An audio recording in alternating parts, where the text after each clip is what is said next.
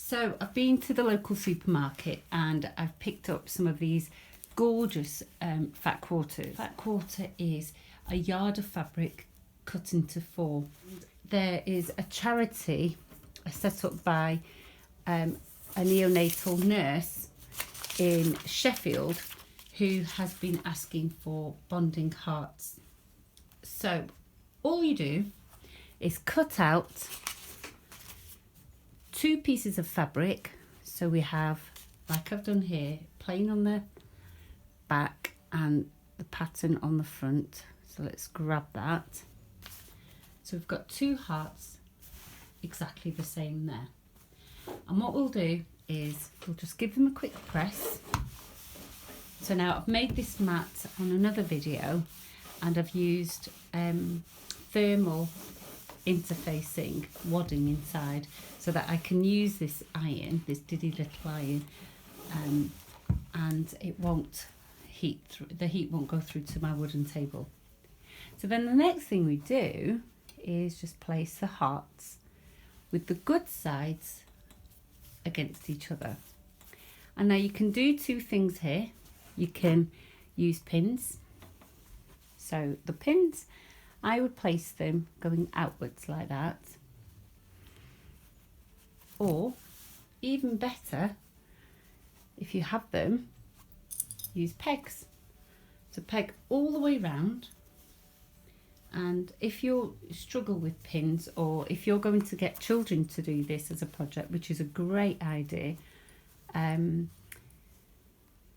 pegs are less likely to cause any damage, although they do pinch the children occasionally, and some smaller children might struggle to actually pinch the peg open.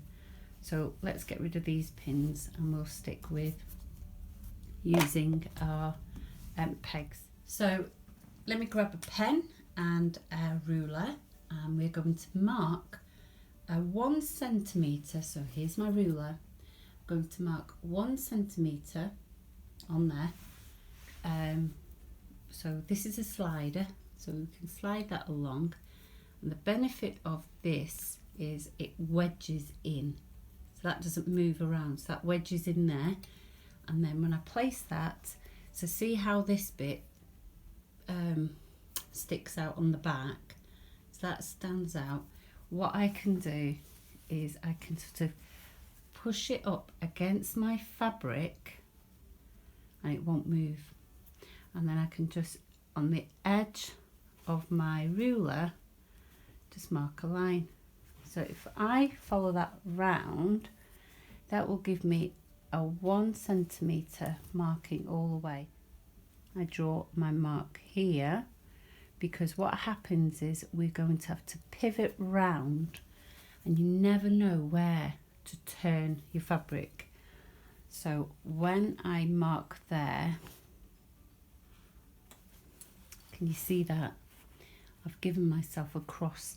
So I will leave my needle in there, lift the presser foot up, turn my fabric, and I will carry on sewing along there. Along the curves, see how easy this is. If we stay around the edge, that gives us a line on which we can sew accurately when we get to the point of the heart. So we're going to just carry on. Now I'm going to just stop there and carry on there, and then get to the point on the other side. So I'm imagining, so if I draw a line there and just imagine the line carrying on, you see how I can then come to a point. Let's get you in there. So I can just carry along there, carry along over there, and that gives me my V. And then I will snip into that bit there, so that when I turn this around, can you see how sharp the corner will be? And you want that to get the lovely shape of the heart. So carry on. We don't want to have a turning hole on a curve, because then that was an impossible, not an impossible task, that's a lie. So that's a very difficult, tricky task to sew. So you can either top stitch it all round at the end, or you can hand stitch it. But what you want to do is you want to have a nice curved heart. So you want to sew that. If you have a turning hole somewhere there, it becomes tricky and you end up having a straight line. So what I like to do is find the straightest point of my shape, whatever I'm sewing, the straightest part, which is there, and leave an opening there. So I will mark a turning hole and keep it quite big. Now, another tip is I'm going to put pegs back in there all the way around. Let's spread that one along. And what I will do here is I'll pop a pin there and pop another pin there. So that's going to be the do not sew area. So we've got our needle coming into our line. So we'll use the hand crank, the hand wheel, and just, let's put that down, and you can press your needle into the first part. So stay on that line. Now take your time. Don't pull at your fabric. Now see how I've missed it there. I'm not going to worry too much. And then that's the point at which I'm going to pivot. So let's bring you in again. So can you see how I've missed that there? So we're going to cheat a little bit, and I'm going to just pop that needle in there. And I did it by hand rather than by the pedal. So we're going to turn that round. So we've left our needle in. Lift the presser foot, so then we've got free movement of our fabric, you can see. And then I can put that back down and then continue to sew along that line.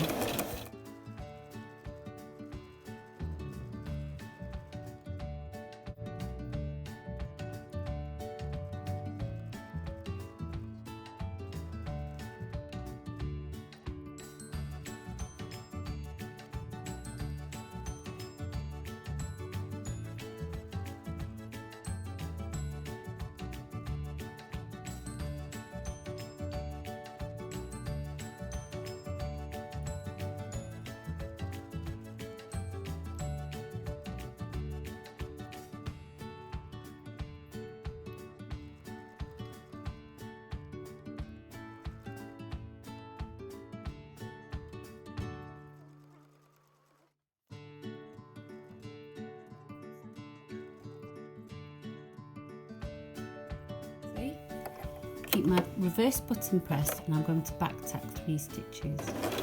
1, 2, 3. Okay, just go slowly. Let go of this reverse button and go forward. 1, 2, 3. And there we are. So let's make sure our thread take-up lead is at the top, and then that way we can release our fabric easily. So let's get rid of these long stitch lengths here. So if you back tack carefully, can you see how you have got lovely stitches there on each other? And if you leave your thread take-up lever up at the top, when you finish and start sewing, can you see on the back you don't get a messy nest of threads, and you need to make sure the threads that are on your machine are at the back. Okay, so this is a very important part. To get a lovely curve and to get this point, you need to make sure that you cut far in and close to your stitching, but you mustn't cut into your stitches, otherwise you're doing the whole project again.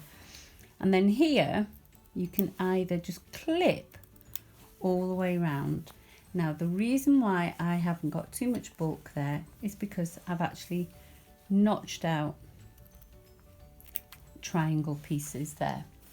So I'll do that now. I'll speed up the camera.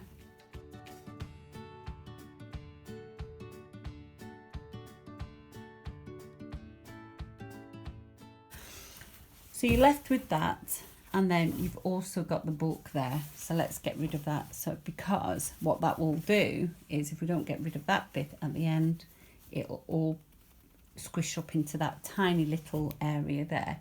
So we need to get rid of that bulk. So let's do that as well.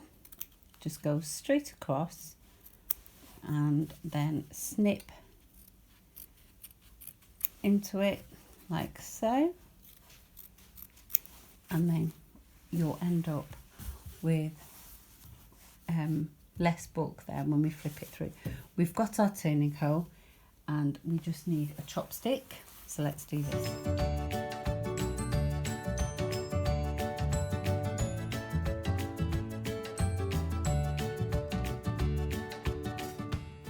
So you can smooth that out with a finger. Okay. And then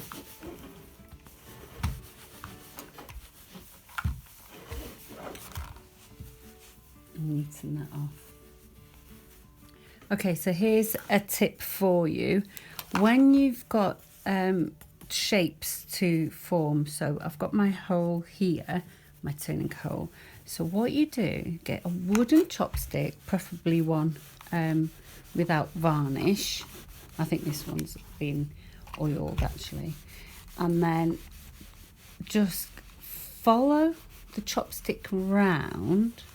And as you follow it round, so as I'm doing that inside, so the chopstick's on the inside, as I push the fabric round, I'm bringing the iron round with me and just following that curve round. So we'll do it again on this side.